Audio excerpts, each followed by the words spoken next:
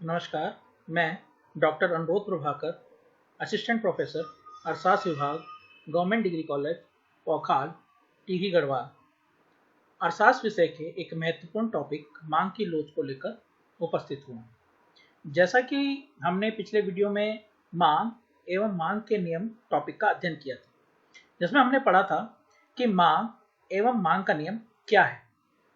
यदि हम देखें तो मांग का नियम कहता है कि एक निश्चित समय में अन्य बातें समान रहने पर किसी वस्तु की कीमत में परिवर्तन के परिणाम स्वरूप उस वस्तु की मांग पर विपरीत प्रभाव पड़ेगा, अर्थात कीमत के बढ़ने पर मांग कम हो जाएगी, वहीं कीमत के घट जाने पर मांग बढ़ेगी। अतः हम कह सकते हैं कि कीमत के घटने व बढ़ने पर मांग क्रमशः बढ़ेगी या घटेगी, परंतु यह परिवर्तन कितना होगा यह मांग का नियम नहीं बता पाता। इसका तात्पर्य यह है कि कीमत में परिवर्तन से मांग की मात्रा में कितना परिवर्तन हुआ है यह मांग की लोच द्वारा ही स्पष्ट होता है। मांग की लोच। मांग की लोच का अर्थ एवं परिभाषा किसी वस्तु की कीमत में होने वाले परिवर्तन के फलस्वरूप उस वस्तु की मांगी गई मात्रा में होने वाले परिवर्तन के माप को ही मांग की लोच कहा जाता है। यदि हम मांग की लोच की परिभाषा देखें तो श्रीमती जॉन रॉबिन्सन के अनुसार मांग की लोच किसी मूल्य या उत्पादन पर मूल्य में अल्प परिवर्तन के परिणाम स्वरूप क्रय की गई मात्रा के अनुपातिक परिवर्तन को यदि मूल्य के अनुपातिक परिवर्तन से भाग दें तो प्राप्त होती है। इसका सूत्र इस प्रकार है: मांग की लोच मांग की मात्रा में अनुपातिक परिवर्तन बटे मूल्य में अनुपातिक परिवर्तन, अर्थात ED is equal to delta Q upon Q divided by delta P upon P, जहां ED का अर्थ लोच, Q का अर्थ मांग की मात्रा तथा P का अर्थ वस्तु का मूल्य है। अर्थात मांग की लोच किसी वस्तु की कीमत में प्रतिशत परिवर्तन के कारण मांग की मात्रा में होने वाले प्रतिशत परिवर्तन का अनुपात है। मांग की लोच के प्रकार। मांग की लोच को मुख्यतः तीन भागों में बांटा जा सकता है। पहला है मांग की कीमत लोच, दूसरा है मांग की आय लोच तथा तीसरा है मांग की आड़ी लोच।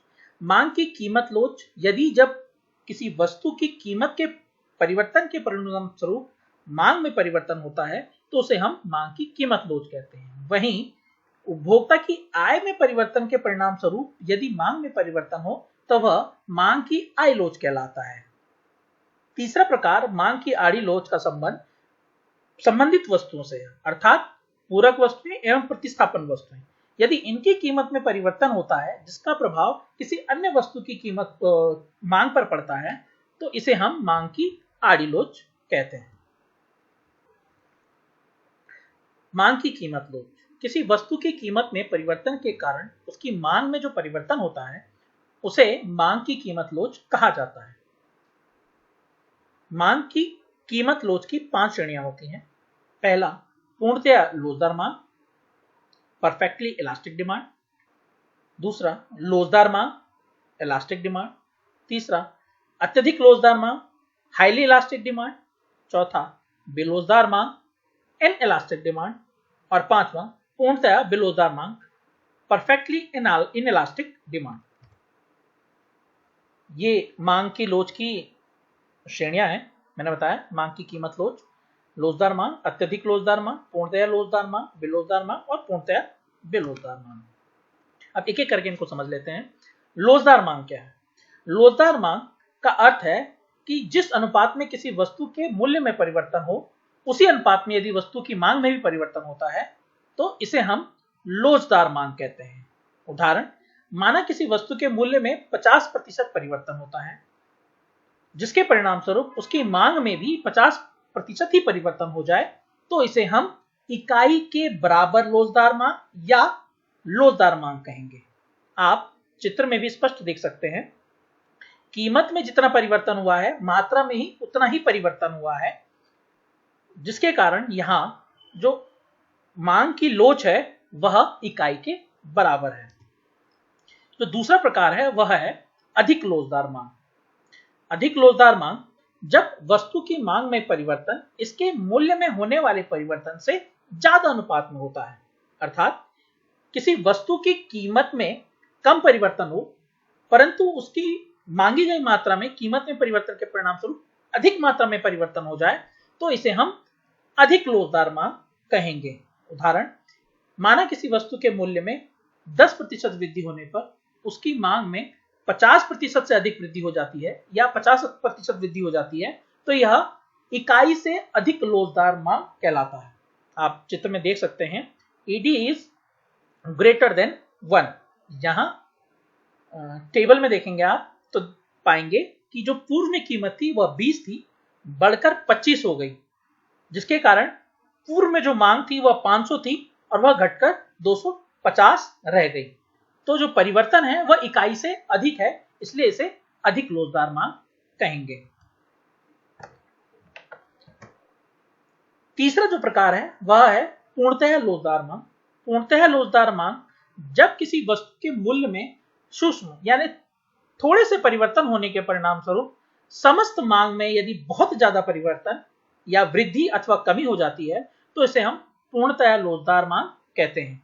इस प्रकार की मांग का वास्तविक जीवन में कोई महत्व नहीं होता है क्योंकि यह वास्तविक जीवन में पाई नहीं जाती, एक कल्पना मात्र है। आप चित्र में देख सकते हैं कि कीमत में कोई परिवर्तन नहीं हुआ परंतु फिर भी मांग परिवर्तित हो रही है। इसका अर्थ है कि जो इस वस्तु है, इस वस्तु की जो मांग है वह किस प्रकार की है, वह अनंत है, यानी पूर्णतया लोचदार है, यानी थोड़े से भी परिवर्तन के कारण मांग की मात्रा में बहुत अधिक परिवर्तन हो जाएगा। इस प्रकार की मांग को हम पूर्णतया लोचदार मांग कहते हैं। तो चौथा प्रकार है वह बेलोचदार मांग है।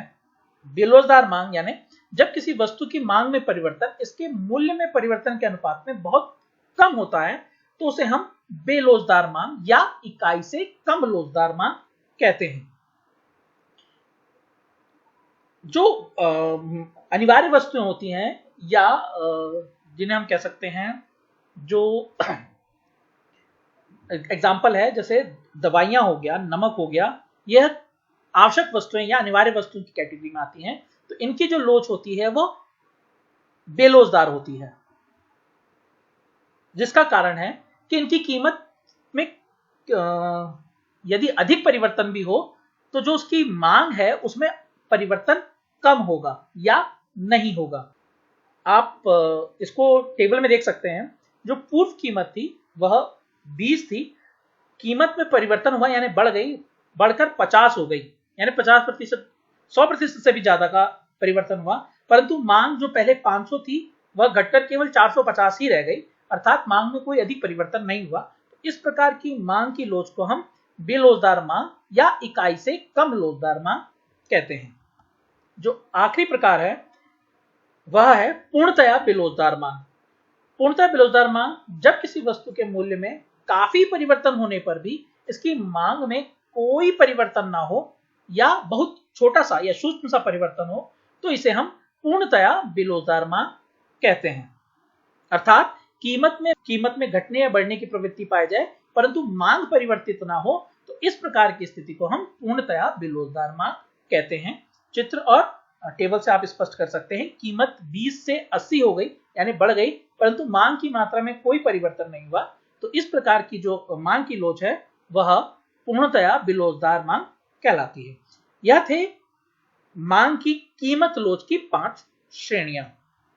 अब आ जाता है दूसरा प्रकार जिसे हम कहते हैं मांग की आय लोच। मैंने जैसे पूर्व में भी बताया, आय लोच, मांग की आय लोच का संबंध उपभोक्ता की आय से होता है। अर्थात जब उपभोक्ताओं की आय में अनुपातिक परिवर्तन से वस्तु की मांग में जो अनुपातिक परिवर्तन होता है उसे मापा जाए तो वह मांग की आय लोच कहलाता है। पुनः मांग की आय लोच की भी 5 श्रेणियां हैं। पहला, मांग की अनंत आय लोच। दूसरा, मांग की आय लोच इकाई से अधिक। तीसरा, मांग की आय लोच इकाई के बराबर। चौथा, मांग की आय लोच इकाई से कम। और पांचवा, मांग की शून्य आय लोच। एक एक करके स्पष्ट कर लेते हैं।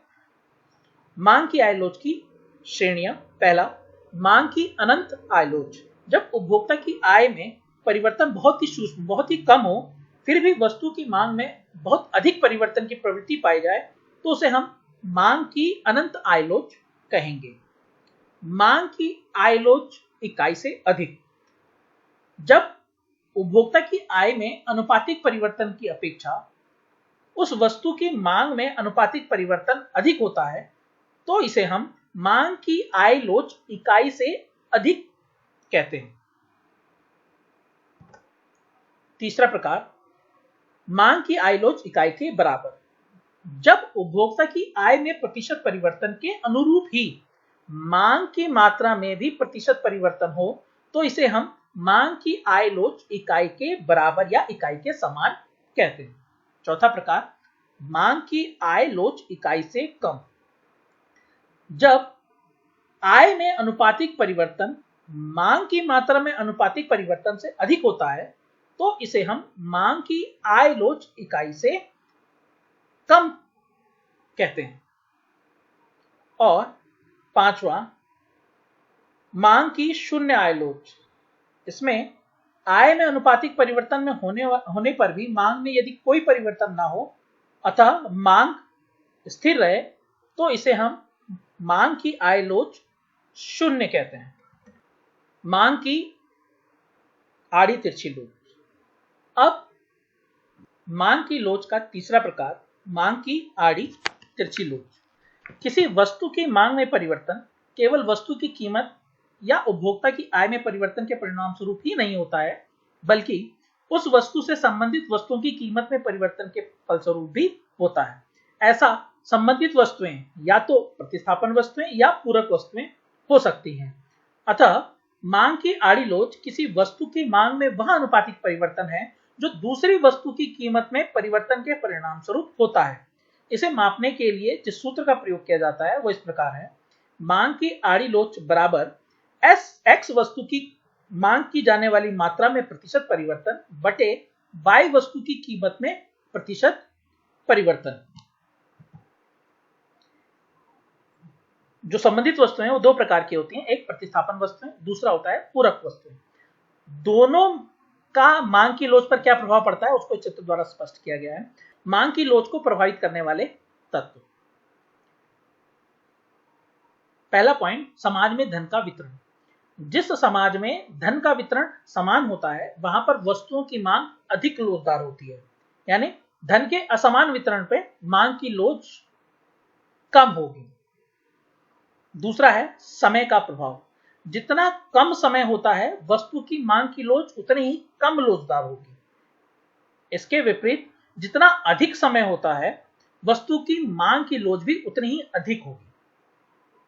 तीसरा है उपभोक्ता की आदत। यदि कोई उपभोक्ता किसी वस्तु के बिना रह नहीं सकता या उसे उस वस्तु की लत या आदत है, तो उस प्रकार की वस्तुओं की मांग बेलोचदार होगी। इसका एग्जाम्पल देख सकते हैं आप, सारी नशे की वस्तुएं, गुटखा, खैनी, तंबाकू, बीड़ी, सिगरेट आदि इस प्रकार की वस्तुओं में आते हैं। चौथा है वस्तु के गुण। वस्तु के गुणों का प्रभाव मांग की लोच पर सदैव पड़ता है। जो अनिवार्य प्रकार की वस्तुएं या आवश्यक वस्तुएं होती हैं उनकी मांग सदैव बेलोचदार तथा आरामदायक वस्तुओं की मांग लोचदार होती है। अनिवार्य या आवश्यक वस्तुओं में मैंने आपको पहले भी बताया, नमक, दवाइयां आदि ऐसी वस्तुएं हैं जिनकी मांग अधिकांशतः बेलोचदार होगी, यानी कीमत में कोई भी परिवर्तन हो उनकी मांग में अधिक परिवर्तन नहीं होगा, तो इनकी मांग बेलोचदार होगी। वहीं आरामदायक वस्तु जैसे गाड़ी, सोफा, घर आदि वस्तुओं की मांग लोचदार होगी, यानी कीमत का उन पर प्रभाव अधिक पड़ेगा। पांचवा प्रकार है प्रतिस्थापन वस्तुओं की पूर्ति। जिन वस्तुओं की प्रतिस्थापन वस्तुएं बाजार में सरलता से मिल जाती हैं उनकी लोच तुलनात्मक रूप से ज्यादा होती है, जैसे चाय, कॉफी या अन्य कई वस्तुएं जो एक दूसरे की प्रतिस्थापन वस्तुएं यदि वह मार्केट में उपलब्ध हैं। इसका एक दूसरा एग्जांपल ले सकते हैं। आप स्मार्टफोन यूज करते हैं, स्मार्टफोन में दो तीन प्रकार के फोन हैं। आपका एंड्रॉइड फोन हो गया, ओएस फोन हो गया, यानी एप्पल फोन हो गया। यदि इसका ओएस फोन या एप्पल फोन के दाम अगर बढ़ते हैं तो कहीं ना कहीं एंड्रॉइड फोन की डिमांड्स बढ़ जाती है, तो उनकी जो मांग है वो अधिक परिवर्तनशील होगी।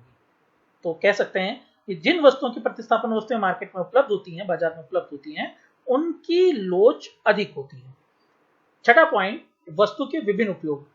जिन वस्तुओं के वैकल्पिक उपयोग या अनेक उपयोग होते हैं, उनकी मांग की लोच भी अधिक होती है, जैसे पानी, दूध आदि।